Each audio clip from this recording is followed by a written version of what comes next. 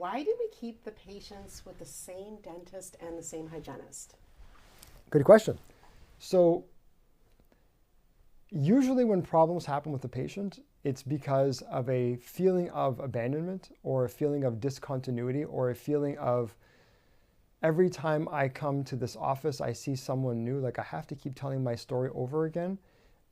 Whereas when you have the consistency in providers, this person just knows me, right? I've been seeing this person for X years and I want to stay with them because they know my problem with freezing or whatever it is, right? And so there's always something. People have that, they build that rapport and that comfort and they want to keep that. Even with multiple associates, keep the patient with the same doctor. And if you have to make a change in associates, then that associate's patient base should go to another associate, but consistency, not whoever's in that day sees the patient. Like you can give them the option, absolutely. But I don't think you want to have a situation where the patient's just seeing whoever, whenever, because that ultimately always leads to a drop in rapport. How can they have rapport with someone they don't know?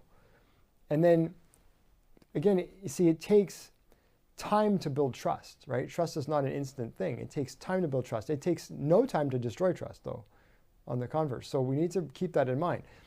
Building rapport, building trust takes a little energy, right? You do a lot of it in the new patient exam and you keep doing it on each subsequent appointment. That's why our hygiene structure is the way it is. We teach the 5 screenings recall, we teach that process of transfer of power, and all of those things are designed to create this continuity of care, this feeling of, you know, everyone on this care team knows you and cares about you and understands you. If you go and change a variable, they don't like change, right? No one likes change.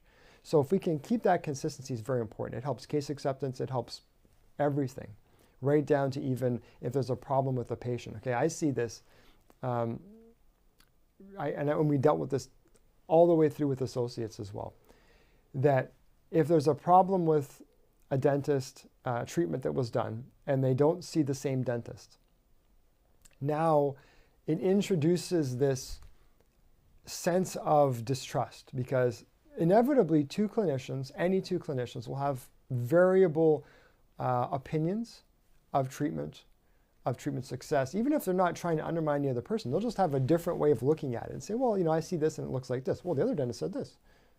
And all of a sudden now trust's gone. Now you both look like fools and the patient's going to leave, right? So even if it's an associate dentist who's new, who's just taken on a patient base, let's say, but if there's a problem, they see that dentist. Then that dentist can say, yes, okay, I recall when we did this, this was a situation, and we talked about this, if you recall. And you know, there's a totally different sense with the patient. There's a different conversation that happens. There starts to become some continuity and understanding of the patient's history, and that's brought from appointment to appointment. The dentist will remember what they did 2 weeks ago, 2 months ago, even a year ago with this patient. They've got their notes. They will not disagree with their own treatment plans, right? So it's easy, right? If you have a situation where the patient comes back and sees another dentist, like I said, then you're introducing a variable. It's like they went and got a second opinion, right? And I mean, this is one of the things that we saw. This is what, by the way, created the hygiene 5 screenings and standardizing our standards of practice, because an associate might recommend all this stuff on a hygiene visit. The patient then comes back to their primary doctor, which is always our process. And then I look at it, if this is me in this case, and I say, well, gee, I wouldn't do that because of this and because of this. So, you know, sometimes we have differing opinions on what is necessary and what is not necessary. Now, based on that, this is where we created the having a standard of practice for the practice based on peri disease and based on restorative. So we have a perio standard of practice and we have a restorative standard of practice. If this, then that in every case. Now, there's going to be variations, of course, but the team is you know, always knows that if I see this, I can recommend that, and the dentist will back me up on it, because 99 out of 100, this is what they will do. So again, there's more to this question, but I think if you understand, like it sounds simple, right? Well, the patient can see a dentist is a dentist, so the public thinks, right? But you're missing that dynamic. Yes, I do teach, and we do talk a lot about having a consistent experience so that the patient, if they have to see another provider, they can. But it's ideal if they don't, okay? Because patients get bent out of shape when you start switching them around, even in hygienists. They don't like that because they want to continue the conversation with the hygienist they've been seeing for 6 years. Now, I understand in this environment it's next to impossible because you've got, a significant labor shortage. It's hard to find people, but there has to be some consistency. So your baseline consistency comes from using the 5 screenings process, from our standard of practice for hygiene, from the training that we put in to make sure everyone understands, does things, says things pretty well the same way. From there, then we might have some variability, but the patient at least will get the same opinion. And the dentist, absolutely, if you can keep them the same, keep them the same. If the patient is going to see another dentist, let them know they're going to see another dentist. Another thing that patients don't like is every time I come in, a different dentist walks in the room. Well, how do they not know who they're going to see? Like, are we not, why would we not discuss that? Like, so the patient, this is different if it's a hygiene visit though. Like if it's a hygiene visit and the patient comes in and the hygienist should say though, Dr. So-and-so who you always see is not here today, but Dr. Smith is here and he's excellent. And if you'd like, I'll have him come in, just take a check.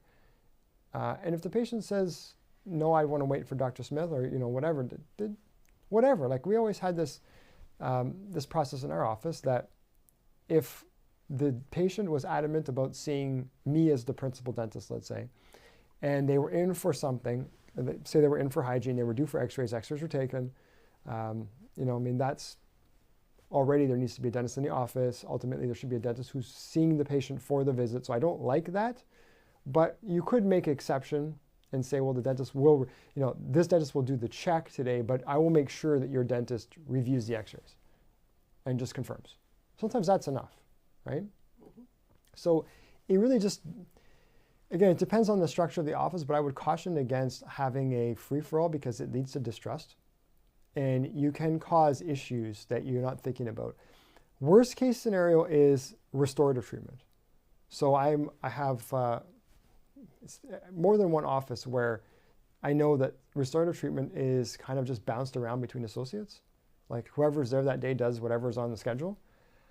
Like that to me kind of scares me because I'm going to treat a patient I don't know for a treatment that may cause sensitivity, whatever. It's every dental procedure is invasive. I don't have any rapport with the patient. Like you're kind of asking for trouble. Whereas if we go through and ask the patient, hey, Dr. Smith is booked until 3 months from now, but Dr. So-and-so is free, can see you, has an opening as early as Monday. Would you like to see him instead? If the answer is yes, then great, the patient chose that, right? So, but again, you still have to have that continuity where that the patient is not being left in limbo, right? Or not being left to feel like I'm not getting the answers that I want, or no one cares about me, or I had this done and it's bothering me and no one's listening. So this comes back around also to the team knowing and understanding that when a call comes in, that there is something that is, the patient isn't happy, isn't fully happy with their visit. We need to deal with that. The doctor needs to know immediately so that something can be done. Because if you leave people hanging, because this leads to that, that's why I'm getting into this, right? This leads to that. If you leave people hanging, you're asking for trouble. So anyway, it's a long way to answer that question, but keep them with the same provider as a rule, yes. Perfect.